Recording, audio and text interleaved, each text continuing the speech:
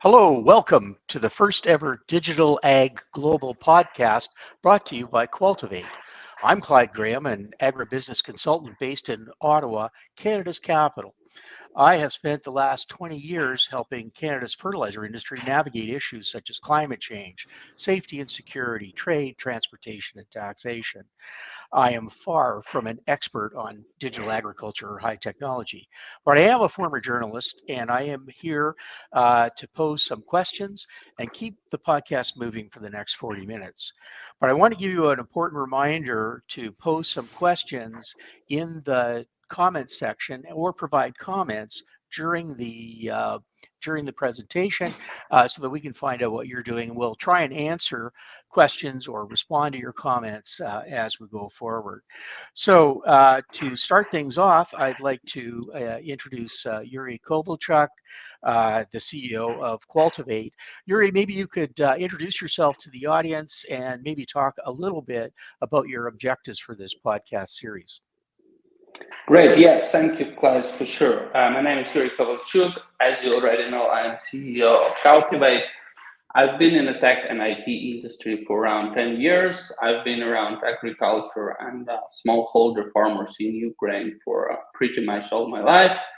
That's one of the ideas and reasons why we started Qaltivate. We are an ag tech software development company, which is focused on helping businesses from agri-food value chain to create innovations and essentially develop digital ag solutions. As a part of our mission, we decided to partner up with Clyde and start a podcast series which we called Digital Ag Global. The main idea of this podcast is to create a platform for people who are involved in digital ag, provide them with the ability to get updates on recent developments in digital ag, but also discuss some of the challenges and future aspects of the industry. So if you guys feel like you want to be a part of that or you have some interesting topics in mind, feel free to post in chat and reach out to us and let us know. But today we're going to discuss a bit more about definition of digital ag and what it's all about. All right. Well, thanks, Yurii. I thank you for joining us from Lviv in Ukraine this morning, and I think it's great that we have for starting people from across the globe. Our special guest today is Leonardus Vergutz. He's the Chief Innovation Officer from OCP. I understand, Leonardus, you normally hang your hat in Marrakesh in Morocco, but I believe today you're coming to us from Brazil. Maybe you could introduce yourself as well and just talk a little bit about the role of OCP Group in global agriculture. Thank you very much, Clyde. Thank you very much, Yurii, for the invitation to be here with you in this, which is the first podcast of this series of podcasts that you guys are working on. Again, I'm very glad to be here with you today. So my name is Leonardus Vergutz.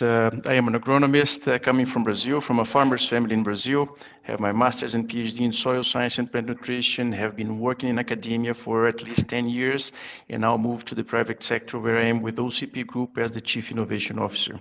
I have been working with sustainable agriculture and soil health and related matters for all my whole life. And a little bit about OCP Group. So OCP Group is the largest phosphate miner and phosphate fertilizer producer in the world. And our mission is bringing phosphorus to life. Nutrients, they are part of soil health, and then they are a source of health not only to soils, but plants and also animals and people. And so a little bit about the group, OCP, it's really, we are committed on making agriculture not only to produce enough and nutritious food, but also to make agriculture part of the solutions to climate change. So we are truly convinced, and then we are working for that, to combine Sustainable Development Goals 2 and 13. And as part of this, we have our large green investment plan. So OCP started last year with a $13 billion investment plan, which one it's going to help us to decarbonize agriculture. As part of this plan, we are investing heavily to start to use 100% unconventional water by this year, 2024. By 2027, 100% of green energy, when we're going to be producing 1 million tons of green ammonia, and we are aiming to reach carbon neutrality in scopes 1 and 2 by 2030 and all scopes 1, 2, and 3 by 2040. And again, I'm very glad to be here with you today, Clyde and Yurii, and to talk about the importance of digital ag as part of this whole plan to make agriculture part of the solutions to our societal challenges. Right, and thanks for your comments on fertilizer, Leonardus.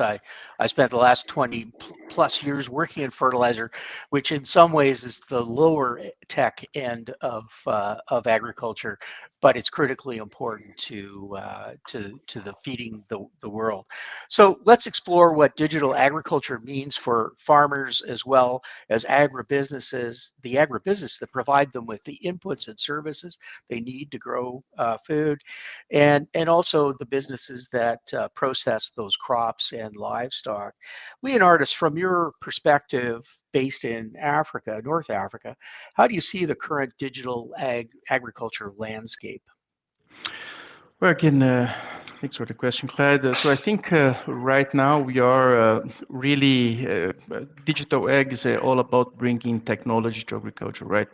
So, and then we have been working heavily into bringing machines, Internet of Things, connecting things, particularly at OCP. We work a lot with precision agriculture, which is, again, together with the 4 Rs. This is how we're going to optimize the use of nutrients, combining food production and climate action. And the digital ag is a big support of all of that. But for a while, digital ag was all about somehow precision ag, which is, again, it's a smaller part of the whole digital ag scene. So I think right now we are pushing more and more for bringing more of these machines, bringing more connectivity to the ground. But particularly in Africa, I think we see something different, something that it's actually really connecting the whole agri-food value chain, which is, I think, one of the maybe not biggest, but a very important role of these digital technologies to agriculture in Africa. It's the networks of farmers, the connectivity, the training, bring information to the farmers about what they have to produce, how, when to plant. So I think right now we are moving, especially in Africa, we are shifting. It's not only about all the machinery and the technologies, but how do we integrate them? How do we share information? How do we train these people? So I think this is where we are right now, but I would love to hear maybe more from Yurii, a little bit of his views as well. For sure. I agree with you that precision ag, it's a big part of digital agriculture or ag tech, but it's not the only part. From my perspective, if we talk about digital ag and all the kind of software and hardware that goes around it, my personal opinion, I would divide it into kind of 4 main branches. The first one would be the precision ag you mentioned, so soil mapping and sampling, variable rate technology, different weather stations, stuff like that. But also I would talk about agricultural management software. So all the different farm management solutions specific for grain growers or specific for dairy companies or cattle companies, and also management solution in terms of marketplaces and trading platforms. So accessibility to the distribution channels for farmers themselves and all the companies involved in the agri-food supply chain. Also, the big part of digital ag innovations, it's autonomous vehicles and robotics. We know that it's a huge trend worldwide, and a lot of companies are investing millions of dollars into fully autonomous vehicles for agriculture or robotic machines to harvest the crops. And last but not least, I would also focus on sensing and IoT, so Internet of Things and sensing, whether it's a remote sensing via satellite or drone, but also IoT devices and sensors that you can put on the ground, in a crop, in your vineyard, on your apple tree, etc., and gather moisture data, pH levels from soil. So it is a very versatile ecosystem, and I guess it's a matter of navigating which branches are most important for farmers right now. But that's an interesting comment Leonardo said, that for Africa, it's more about bringing the network of farmers together, giving them ability to educate themselves, but also to give them ability to access those distribution channels and marketplaces. So I guess an additional question from my side would be, do you see that, I know that Africa is a big continent and it's very kind of dependent on where you are in Africa, but the question is, do you see educational software specifically for agriculture as one of the trends in Africa right now, or it's something else? Well, again, for me, I think education will always be part of the whole digital ag industry, because we have new things all the time. So again, and to be able to keep farmers up to date, because at the end they are the stakeholders, right? So we cannot do anything if the farmers, they don't adopt the technology. So it's going to be something on the shelf and we just don't use. So for me, training, it's always there, and this is why at OCP we created a whole university, which is a Mohammed VI Polytechnic University. One of the brands already, we have a digital farm that we launched in Ivory Coast recently, which the aim is really, as you were saying, so it's to train people, it's to educate people, and also to show to farmers how this technology should work. So I think for me, the training part, any software coming to that, they are very important. And I really saw in this, again, all this traveling that we do around the world, I have been seeing some interesting things with these social entrepreneurs, where they're using not only cell phones but radio to connect people. And then they train, not only like formal training, but they share knowledge between them, because it's easier for a farmer to trust another farmer. So I'm doing this and this is working. And then I'm using this, whatever, drone or whatever, as you said, the marketplace, the e-commerce, which is going to improve a lot, especially in this, not only Africa, but all the developing countries, having this marketplace that we can connect people. So I think for me, really the new frontier where digital ag is going to, again, help us a lot in producing not only food, but also improving the sustainability of farming systems. It's really connecting. It's connecting people, not only machines. Exactly. I think the issue of one size fits all is really important, whether in agriculture, because you have farmers in places like Africa where a farm might be 1 acre or 1 hectare, very, very small, still very community based, versus larger scale agriculture in places like Brazil, Canada, United States, and Ukraine. I think has some very large scale agriculture, for example. I think one of the interesting questions is, how do we integrate digital agriculture into food systems without leaving smaller farmers behind, and also making sure that we're meeting the needs of large-scale agricultural production. And Leonardus, can you try and take that on a bit? Yes, sure. So I think it's a very important point, Clyde, because at the end, we talk a lot about supporting the smallholder farmers, right? So they are the majority. We have to support them not only for food production, but to keep these people out of the cities. We want to keep people in the rural area. But what we really see most of the time, it's a segregation, right? So we don't allow these smallholder farmers to have access to these technologies because they're either too expensive, they don't know how to use, they are less trained. So I think it's a very important point where the softwares, again, what the Yurii was bringing before, so the training part, we have to, again, democratize this knowledge. So once we start to share, but also we need the support of countries. We need policies, we need support on finance. These farmers, in order for them to adopt these technologies, again, you cannot just come, the smallholder farmers, they don't have, they are the ones, they're not making like money for living. So how do you expect them to adopt new technology?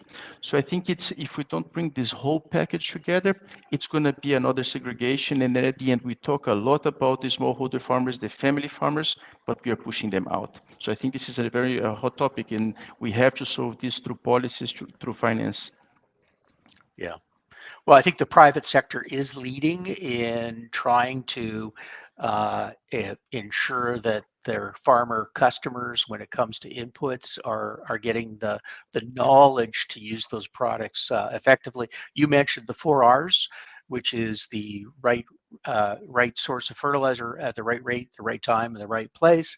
And those kind of universal systems help to, I think, democratize knowledge. And then digital, I think, helps to make sure that there's wider access.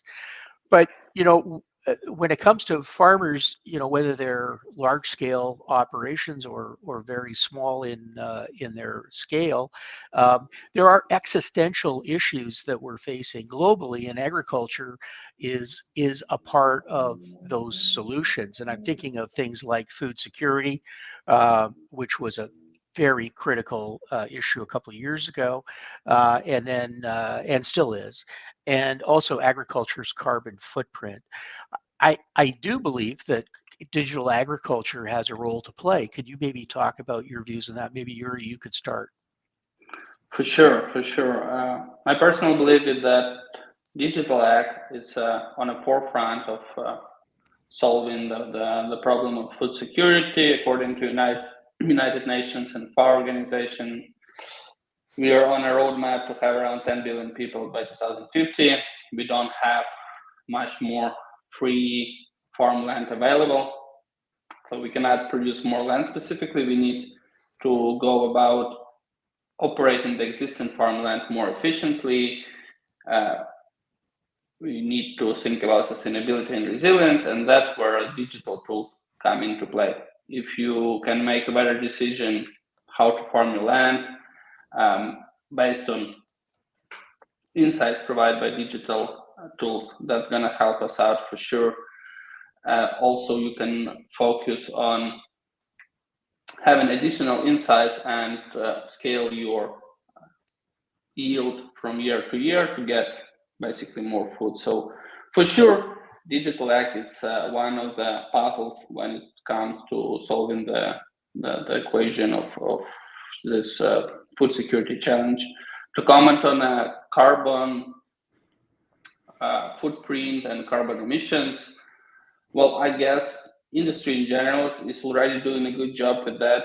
You have this VERA certification program, worldwide certification that allows volunteer carbon emission certifications. But also on the latest news, I read a couple of days ago that in European Union, they passed the legislation for carbon removals and carbon farming. So that's going to boost the adoption of more sustainable carbon farming in the European Union. But when we talk about kind of digital tools and software that and how it kind of correlates with the carbon farming, I guess the answer is related to monitoring, reporting, and verification of those results. Because essentially, what carbon farming means, you get paid if you have a certain way of doing or of operating your land, and you do not have a high emission of carbon in your land. So tools like, once again, satellite remote sensing can help us to get a better, more verifiable reportings, and being able to get those carbon certificates to the farmers faster, so they can have an additional revenue stream and they can grow their operations based on that. So for sure, digital tools, specifically remote sensing, is one of the game changers already in carbon footprint scene right now. Sure. I think that to the extent that digital agriculture can make farmers more efficient, whether it's growing crops or producing livestock, that's a win-win for both the climate and for food production and ultimately profitability for farmers, so that they can make a good living, contribute to their GDP, and get their kids to school and find a hospital when they need health care. So supports all the SDGs, I think. So let's find out if the world has any comments. Maybe we can, Yurii, I think you have access to the yeah. Oh, Yeah, you have access to the chat. Maybe you can raise one of the questions or comments that have come For up. sure. We have one for now, but I'm going to read it through. So it's from Adriana Navarrete, and she's asking, she's representing actually remote sensing technology company, something I mentioned a minute ago. The question is, what do you think could be an overlooked clients for those type of solutions? So if I understood the question correctly, Adriana is wondering what type of clients should they look into when they have remote sensing technology. So I will give my quick opinion, and then I will pass the word to Leonardus. Long story short, I guess the obvious clients would be big agro holdings, large farm operations who grow commodity crops because they need a lot of access to indices like NDVI, vegetation indexes, moisture indexes, barren soil indexes, etc. If we're talking about kind of alternatives, I would look into companies, cattle farms who have a lot of grazing land, and they need to manage their grazing lands and make sure that they have the right vegetation indexes and levels in their farm.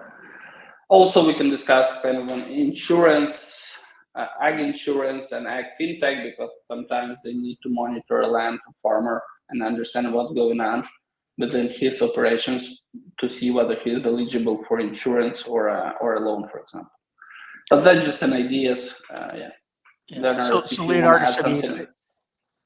Sorry, Yurii, but Leonardus, just, the question is about satellites, but I mean, generally in terms of digital ag, there are going to be some sectors of agriculture, either at the farm level or in agribusiness, that are going to be quicker to adopt. Maybe the potential for digital ag will be more apparent. What do you see as some of those sectors that are going to be early adopters? Well, this is, again, always great questions here. So I think one of the points that Yurii just mentioned at the end, I think for finance, these insurance companies, I think the more they are starting to realize the importance of all this data, so they can de-risk. This is always the main word in this finance world, right? So how do we de-risk our investments or our finance? So I think the more they realize that all this data, when they have the data not only on the history of their farmers, on the history of weather, what they're doing, the right management practices, all of this, it's a big de-risking for the finance. So I think they're going to be using more and more this information. But really, it's what Yurii was talking about is really about a business model. Who's going to pay for that at the end? Yeah. Which is, again, we go back to the smallholder farmers maybe not being able to pay for it. But this is when I think we need to think out of the box, and digital solutions can help. Because at the end, if the tickets are low, we can democratize this. If this knowledge, weather knowledge, whatever, market knowledge, if it is available, and then the smallholder farmers, they pay a small ticket, I think they would be the ones benefiting a lot. What should I plant in Kenya this year that I would have a good market for that? So if I'm able to support this farmer, maybe he can pay afterwards. I truly believe that this information is important for me. Somehow the farmers get access, and then afterwards they manage to pay for it. So I think, again, at the end, if talking about all this food security and carbon things, at the end, talking about our experience in Africa. So OCP has been mapping 50 million hectares of soil. So just to be able to provide better recommendations. And then we have cases where we have been improving productivity 2-3 times, which this is at the end, as you said, Kai, this is going to combine food security and climate action, because what we really need is a sustainable intensification. We cannot produce less. Otherwise, it's mathematics. If we produce less, we need more land. So, but now once I produce more, but I also produce this in a sustainable way, so then I can combine all these different SDGs. But I think I think we're going to see a lot of more adoption of by these finance institutions, because not only then I don't talk only about the money for insurance and whatever, but also to lend money to farmers, banks, machinery companies, and whatever. I think this is going to be a big hit now. It's already starting. All right. But Yurii, I think we have one more question that we can maybe briefly touch on. I can see that now. And Antonia asks, how do you see traditional farming practices evolving with the integration of these kinds of ag tech solutions? So, in other words, is there going to be a revolution at the traditional ag level brought on by some of these ag tech solutions? Well, I'm gonna briefly comment on that. I don't see we will see a revolution in a kind of a traditional way, but we will see a mass adoption moving forward, and it's gonna be like a snowball effect for farmers because it's not gonna change overnight the way we're doing agriculture. It's not gonna change over a year or 2 or 5 years, but within the decade, we're gonna see a new picture with autonomous tractors, with full access to real-time data and what's going on your farm, and we will understand how our yield is gonna look like next year and 5 years ahead.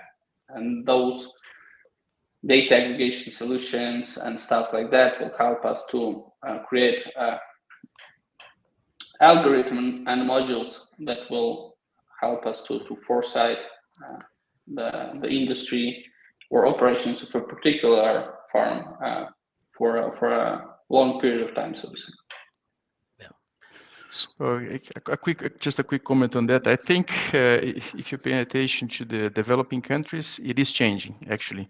So and really, it's all about this network because then they are sharing their practices and then they are learning from each other. What again, some of people call the community of practices, right? So then they are working together, and then you see that people do not know how to use cover crops, for example. But if a farmer he uses and then or he or her, he or she they use and then they share this information, then you see that the practices they are evolving, especially in the tropics, where now the discussions around how to use cover crops is more like it's always very important, but people don't know how to use. Now we have people again. You come to Brazil, people are using these for specific needs. I'm using to fix nitrogen. I'm using to fight some nematodes. I'm using for a specific purpose to sequester carbon, to decrease the temperature of the soil. And this, when we start to share, you start to see change in the way we do agriculture. So it's actually changing. And I think this is the role of this digital information, not only on the IoT or the machinery part, but really sharing the knowledge, which is very important. Okay. Well, I think we should move on. Thanks for those questions and comments in the chat. Please send them more. If we can't get to all the questions and comments, we will try and respond in other ways, and we may bring up some of the important questions in future podcasts that we can't address today. So, you know, I guess briefly, one thing we did want to cover today, I think, is, you know, and this maybe comes up to part of it. You know, unless you're in a werewolf movie, there is no silver bullet. And so there must be there's a great amount of promise in digital ag and other high tech areas. But what are some of the limitations? I think, Leonardus, you've mentioned, you know, certainly cost, and I think that goes to cost effectiveness. But what kinds of limitations, you know, are there? You know, not every farmer, I think, has fully embraced the digital agriculture. And so, what are the limitations, and how do we increase adoption? I can start, yeah. So then I think besides the cost, which is a barrier for sure for farmers. Another thing, it's we see a lot of technology now. We see lots of them, an overloading of technologies just being, again, put on the shoulder of the farmers. So, and again, because putting my scientific hat, we love to find a problem and to solve it, right? And then I prepare my software, I do a machine, I connect things. And for me, this is the solution. But I think we have to come back, as for anything, it's not just for digital ag, but we have to connect with the clients, with the farmers. At the end, we have to solve pain points. If we don't solve them, again, if you go around Canada, where you are, Clyde, or the whole North America, Brazil, Europe, How many farmers we have all these sensors just sitting there now, or machinery that they bought to increase, to improve something, but it's just sitting there now. Why is that? It's because they did not connect to again to solve some issues really. So I think for me this is it's a very large limitation that now how do we integrate it? How do we do this? And for me it's going to go all the way back to the softwares. Softwares they would have a big importance on connecting these solutions. Why do I use again that? So our ecosystem we are developing, we have agri-edge, we have turbo for the carbon sequestration. Now how do we integrate all these things for the farmers at the end so they can use it as a solution on their own, and or maybe just pick and choose what is good, because there is no single silver bullet as you were saying. So how the farmers they can choose what to use and adapt to their reality to solve the issues that they have, again the most pressing issues that they have. I think for me this is it's another bottleneck on the top of costs. Okay. For All right. sure. Yurii?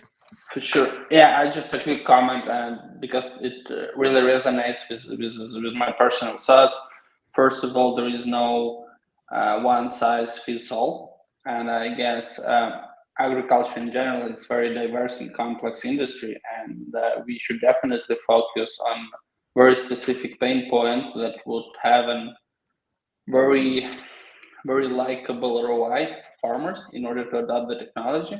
I think right now specifically there are a lot of startup scale-ups companies that are suggesting new digital technology for agriculture. They have those MVPs, minimum viable products, that says, hey, utilize our farming software and you will get ROI, better ROI 30%, you will get a better yield, etc., or better insights. But in the sense, we need a very specific software to handle very specific problems or challenges for farmers, and then we will have less problems with costs related to adoption, but also with the adoption levels themselves, because people they're gonna want to use this technology. So yeah, that's my thoughts. Well, I think that is one of the issues when you're involved in innovation, that not every innovation succeeds, and failure is a part of innovation. And obviously we try to avoid that, but I mean that is an interesting thing. There's not every new solution in agriculture that turned out to be perfect. So we have roughly about Exactly. 10 minutes. What's that, Yurii? Yeah, said exactly. Yeah, go ahead. Yeah. Anyways, I won't run down some of those, but the so I think one thing, we've talked a bit about the current landscape and the evolution of that, but maybe we could just turn our minds a little bit to the future. I mean, one of the hottest topics right now in any area of human endeavor is artificial intelligence. Um, and I know it's being discussed. I think to some extent it's being implemented in certain aspects of agriculture. But maybe you can provide some context on artificial agriculture, its potential and possibly some of its limitations. Do you want me to start? I will Yeah, start. please go ahead, Yurii. Yeah, because I mean, generally speaking, there are a lot of hype around AI, not only in agriculture but across the industries, and that's natural. That's a new technology. Or we actually think it's a new technology because it's been around in a different format for at least a couple of years now.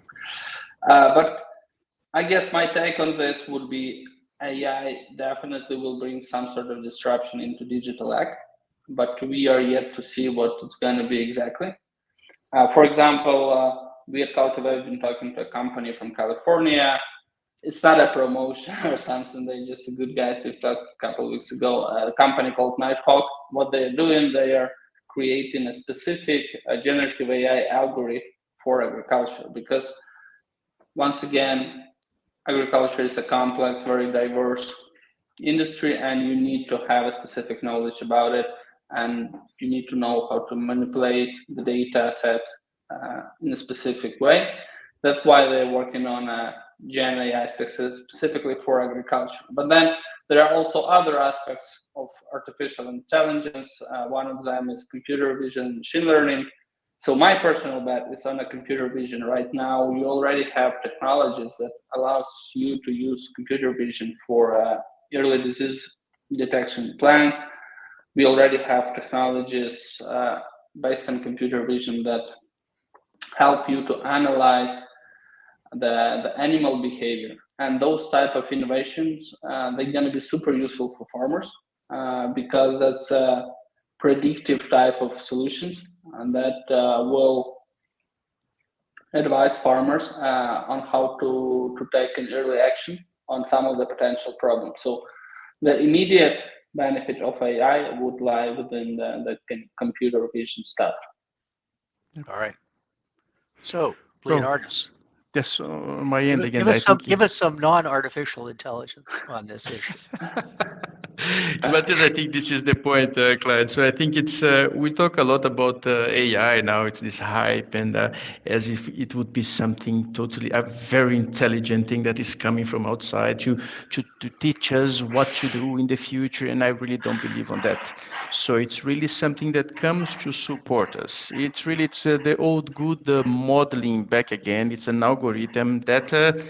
If I provide bad data, it's going to give me bad results. So it's not that intelligent to solve the issues. So it's how do we train them?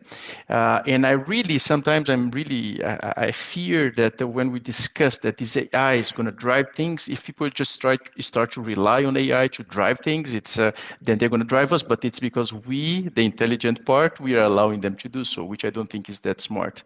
But it's going to it's already revolutionizing agriculture. So we have in our ecosystem, we have a bunch of experts working on that from what do we need to measure? Because now we talk about data, we have to measure everything, but it's costly.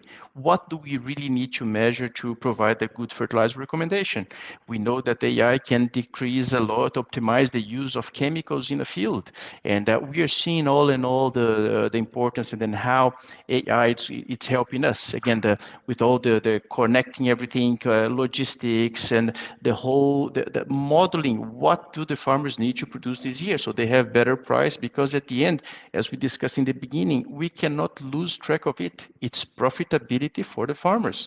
If they do not profit from this, nothing is going to work. Even the sustainability, the digital ag, whatever, they have to profit to improve their profitability so they can take care of they can produce food and take care of the environment.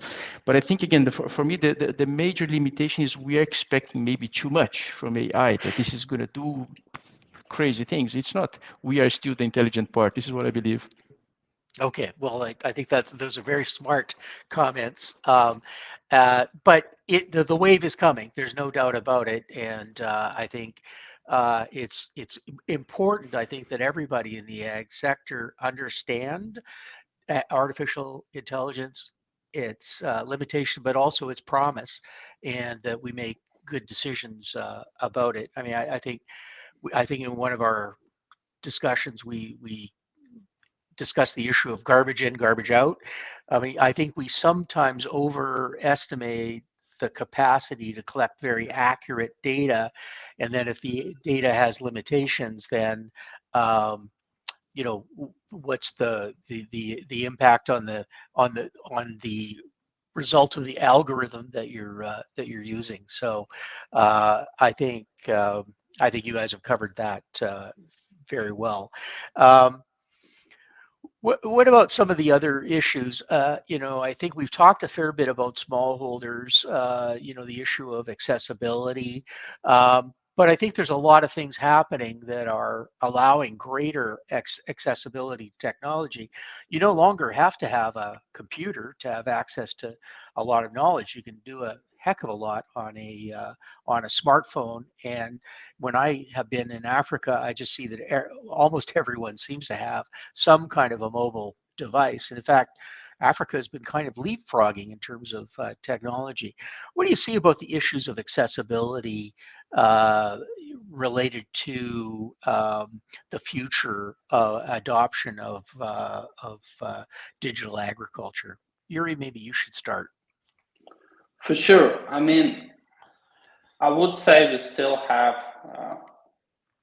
some challenges with accessibility when it comes to initial cost integrating certain technology for the farm. It's not that big of an issue when we're talking about big players or big farms, but it's still the issue.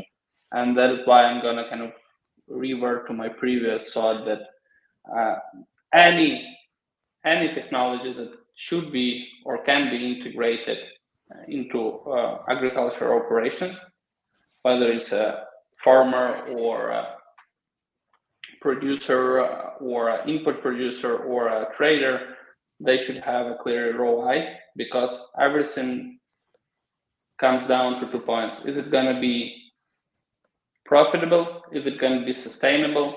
Can I use it for a long period of time? So cost of the technologies definitely plays a major role here. The next thing I would also mention is that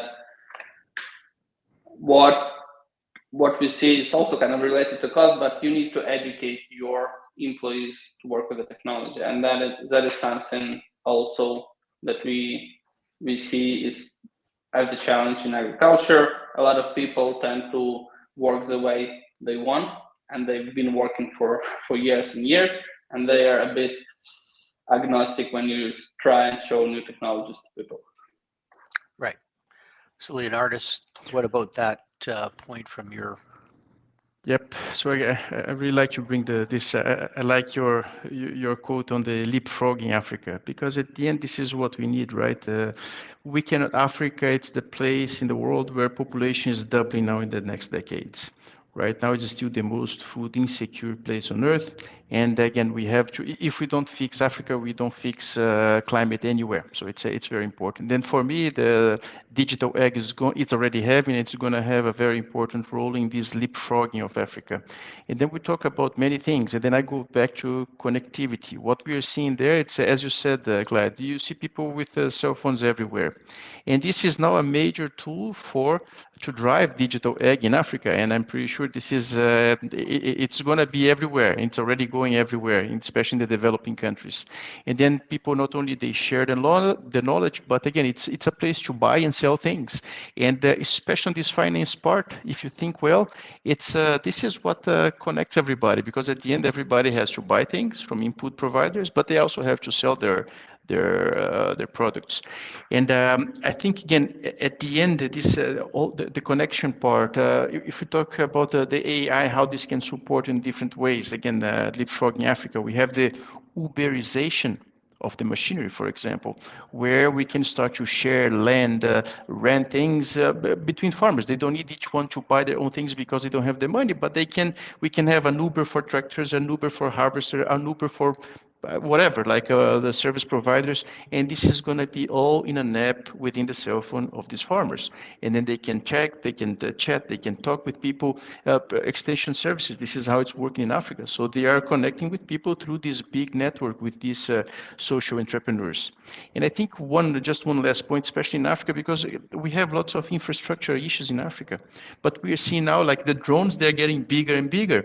Can drones and then AI support all these logistics and bringing things in and taking products out? So then at the end, we are supporting and then to cover some of these pain points that the farmers, they do have. And people, they are afraid that the digital egg, robots, they're going to take jobs. But at the end, no. We have to make the lives of farmers, it has to be easier.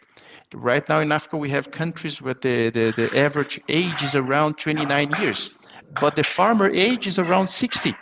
So how do we produce food? So we need robots, we need tractors, we need to make their lives easier, and then this is where the digital egg is going to come to be a big support to leapfrog Africa. So I like to point, we do have a question from Dimitri on are there real cases where AI has brought real benefits to, and I'm assuming he means the agricultural industry. We're getting towards the end of our time. Is there, in like 5 words, something you've seen already where AI has already had a significant benefit, Leonardus? For me, it's again, we are seeing them already on fertilizer recommendation, on the use of other inputs to the farms. Yes, it is already having logistics and others. Yeah, Yurii, you've got four words. Great. Check out the solution related to cattle behavior. They can give a prediction on milking the cow based on how much time it's spent around the feeding lot. So it's already there. Okay. Well, Dimitri, that's a question I think we will probably explore in more detail in a future podcast. We tried to give you a quick answer, but that's all the time we really have. So just to close out, thanks a lot, Leonardus, for all your insights. And I think we're all going to be watching what OCP is going to be doing next in this area. Yurii, perhaps you could give us a few closing comments in terms of what we can expect from the next Digital Ag Global podcast. Great. Yeah, for sure. Guys, we're gonna host those events, Digital Ag Global podcast and LinkedIn Live events on a monthly basis. So stay tuned for a next episode. Make sure to check our LinkedIn page. Make sure to subscribe to it. Check our website for topics we're gonna discuss next. And if you have any sort of questions, topics in mind you want us to discuss, feel free to reach out and let us know. And I hope you enjoyed this conversation today. And if you have any feedback, feel free to share it. All right. So thanks again, Yurii and Leonardus. I enjoyed the conversation today. And in the background, we had a lot of support from Olia Radkovska, who did a lot of the hard work on this. So I'm looking forward to the next one. I hope everyone on the line is looking forward to it as well. And certainly we'd be looking for your feedback on how we did in this first edition of Digital Ag Global. Thanks very much. Thank you, guys. Cheers.